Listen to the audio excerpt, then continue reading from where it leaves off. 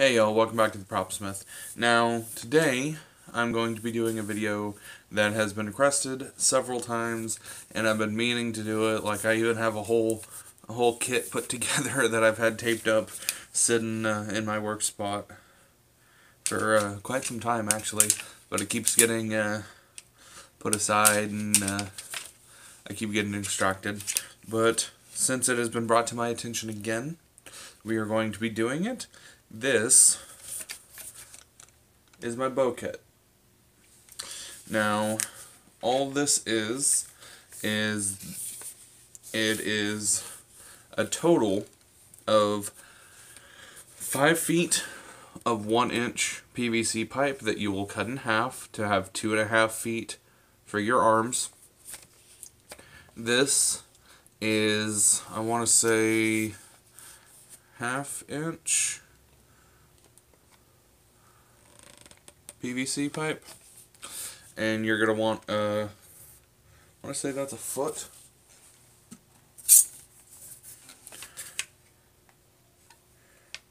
Yeah, about a foot of it, maybe 10 inches. It all depends on you, how big your hand is. And inside of that, you are going to want, let me actually get it to where it measures.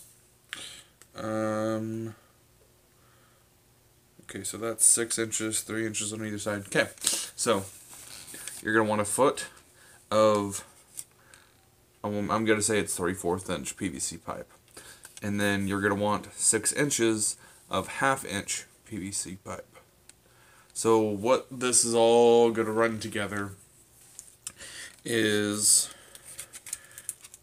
basically what you're going to do. I do not have my knife, so this may be a little loud trying to open this.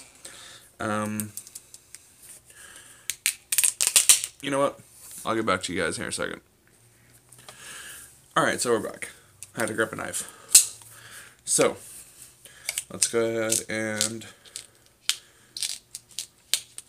try not to score the PVC pipe, because anything you nick on this will become very evident when you start to heat it.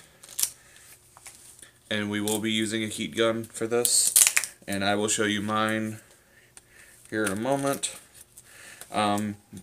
If you do not have a heat gun, you're going to want to go get one, because you can't, the way I do this, you can't do it without a heat gun. And they're only like $10, Harbor Freight. You find them at Lowe's. You know, they're fairly simple items. It's like a big hairdryer. You can do this with a hairdryer. It's going to take you about 20 times longer, and this already takes quite a while. Okay, now that we're getting this all unwrapped here. Okay, so 2 things I did not mention. You're going to want some driveway markers. These are 48 inches long, and you're going to want 2 of them.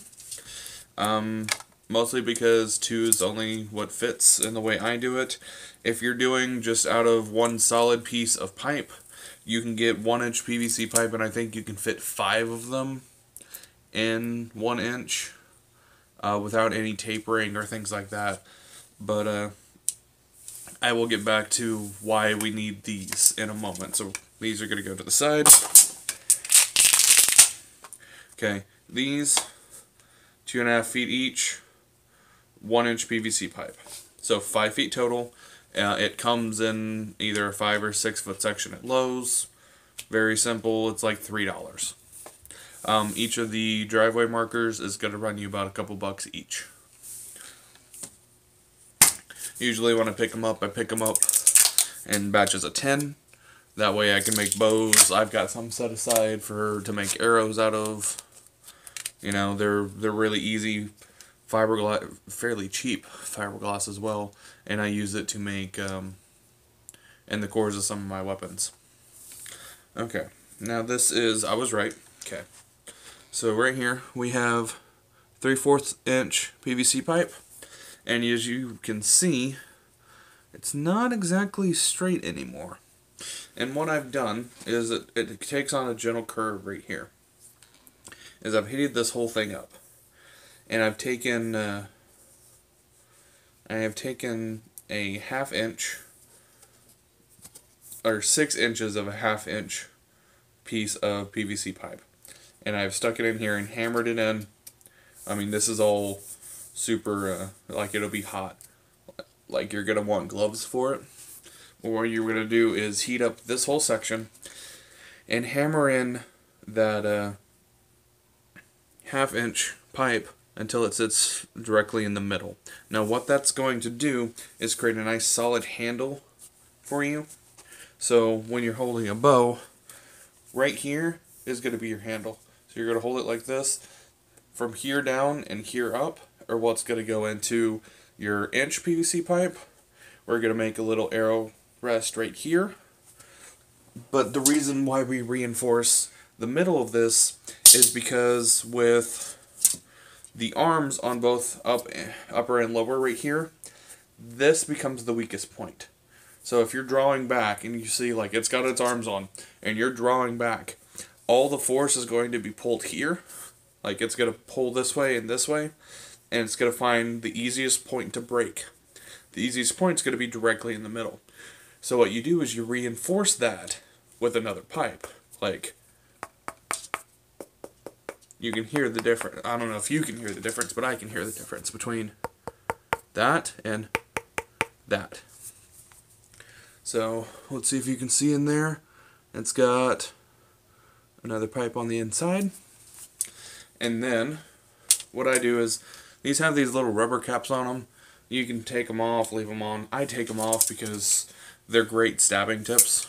Like if you're making a LARP or a Boffer sword and you're using one of these, you can cap that on the end of it and coat hot glue on it, and it's wonderful. But essentially what we're going to do is we're going to take these, duct tape it, one layer. You don't want to overlap or anything, just like a piece here, you know, just to hold them together. They're going to go in here. As you can see already, it's a pretty tight on there. So what we're going to end up having to do is heat this section up, get this all the way down to the middle, and then go from there. And I'll save you the 6 minutes of me going with my heat gun to drive this all the way down. So I'll catch you guys after that. Alright, y'all. So we're back. We have our handle in the middle of our fiberglass rods. Let's see if you can get a good view in there. I don't know if you can or not, but they're wedged fairly tightly in there. Like I can't move them, which is important why you do it while it's hot. Heat gun. I own a Drillmaster heat gun. Like I said, Harbor Freight, I think it was like 10-15 bucks. They give out coupons for stuff like this. Make sure to check their deals. Do not, I repeat, do not touch the shiny bit. Just keep it in habit, even if it's off, if it's unplugged, if it's cool, make it a habit not to ever touch the shiny bit, because the one time you don't think about it and you grab it, you are going to burn yourself so badly you will have to go to the hospital. Because, like, this is basically a torch. Like, it has a low setting, which just kind of, it's essentially a hair dryer. Like, you can't really see anything. Then it has a high setting, and it starts to glow.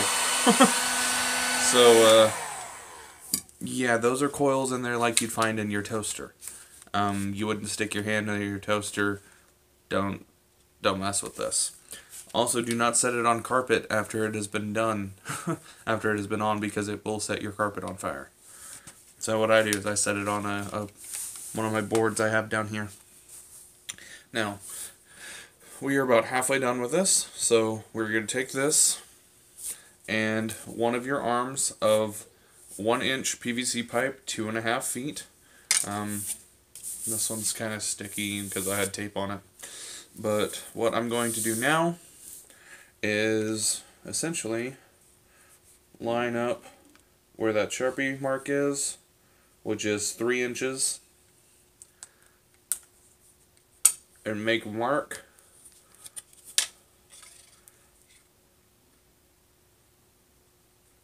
Right there. And then I can put that aside.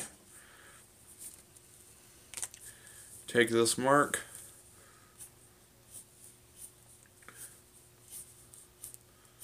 Travel all around. And what I'm going to heat up is going to be from here, like this mark, this way. And then what we're going to do is you heat this part up, slip it down over this, get to this point, and then you're probably going to take, I wouldn't use a steel hammer if you could avoid it, because you could crack the end of your PVC pipe. I actually have a wooden hammer that I use for my leather work, which is why it's got all kinds of weird circles beaten into it. But I'll use that. So I will catch you guys after I have one arm on, and then I'll show you essentially what we're going to do after that. So I'll be right back. Alright y'all, I wanted to check in with y'all real quick before I put this arm on. When I say heat up the PVC pipe, what I do is I take this, I set it on high, I go up and down, up and down, up and down. Make sure to rotate your pipe, because if you don't, it will get burnt. And your pipe's fairly solid here. What you need is for it to be all nice and pliable. Now, I haven't had the heat on it for a couple minutes, so it's getting a little sluggish. So I'm going to heat this back up and hammer this on, and I'll show you what it looks like afterward. Okay, so I have it on. As you can see, I went with the natural curve. So when I taper this and bend this, it will bend back towards me, or down now, back towards me now. But what we did is, with this, is this pipe is now over this one. So all together at this junction right here, we have 3 different types of pipes holding this together, along with fiberglass rods. So what that means is, once the other arm is on, when it bends, when you draw it back, usually if you have just one solid piece of pipe and you try to bend it, it's going to snap near where your hand is, because that's where all the force is applied. If you just use one piece and the arms, it's going to snap near your hand, because that's where the force is applied. If you add the fiberglass rods, it will take away from that. What it does is the rods bend more than the pipe does, and they will return to shape better than the pipe. So what it does is it takes stress off all of the pipe and puts it into these rods. Well, these rods are they're made to bend and to be hit by cars and be okay and set back up again. So what it does is it takes all the stress off your pipe. So when you pull it back, it's not gonna snap. But with the gentle taper that it has, see, it's wide, it flares, and then it tapers back to normal. I don't know how well you can see that, but with the tapers like that, it actually reduces stress as well. So I'm going to go ahead and put on the other one, and then explain what we're going to do next. Alright, so we're back, and both arms are on. At this point, you kinda want to decide which end you want to be the top. It's really not going to matter until you start heating and bending it. But what you can do is you can leave it just like this. It'll rattle around. But this is fully functional. You can put your knocks in here on both ends and run your string, and it will work just like this. I will never leave one of my bows like this. What I'm going to do is, if I can get enough clearance behind me to show you, down inside, you see those 2 poles, the fiberglass rods in there? What you want to do is find where they are flat. So what I do is I just take a gander in here, rotate it till they're flat, Sharpie, and mark where I need what, like this point right there will be pointing up. Now what I'm going to do is, I know you guys have seen these in the background, some of my videos, I've never explained what they're actually for, but I have two of these boards. One's right here and the other one's in front of me. Now what I did was these, this is literally just like a fence paneling board. Was like a couple of dollars at Lowe's, something like that. But then I took aluminum foil and wrapped the board in it and used painter's tape to secure it on the back. Now what you use aluminum foil for in the oven is essentially what we're going to be using it for here. So it reflects heat.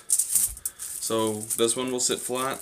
I have another one that'll sit on the back, and the bow will lay on here. That way when I move my heat gun back and forth, it will bounce the heat back and hit all of the bow at the same time. That way I can heat up the arms evenly and not have, like, right here be really hot and then up towards the tip be cold. Like, and I mean, I will be moving the heat gun back and forth, back and forth. Since this is inch PVC pipe, this will take probably about 15 minutes aside to get it hot. And then what I do is I do not heat below this line. I will take this part of the board. It is the same on both boards. I have it measured out. I want to say it's 4 inches or 3 inches, something like that. It's 3 inches. And I will take it and I will lay the bow just like this, put the other board on top, and basically I sit on it. I kneel on it towards the end of the bow. That way, what it will do is, since this is cold, this part is hot, like this whole part, this part will squish down to almost flat, and it'll create a nice, gentle taper all the way down. And that's what we're looking for. If you get it to where you, like, your board slides off and you flat this all the way out, don't worry, it's not a problem. All you have to do is take your heat gun, go over it again, it will return to its natural oval shape. But what we're looking for is a nice gentle taper. It doesn't have to be perfect, but just a nice even taper all the way down, and then we'll go from there. Alright y'all, so we have our ends tapered and at a slight bend on each one. So what we're going to do now is cut notches here, here, here, and here, but I will do that tomorrow. It's getting kind of late here and I got work in the morning, so I will catch you guys tomorrow to finish this up. Thanks.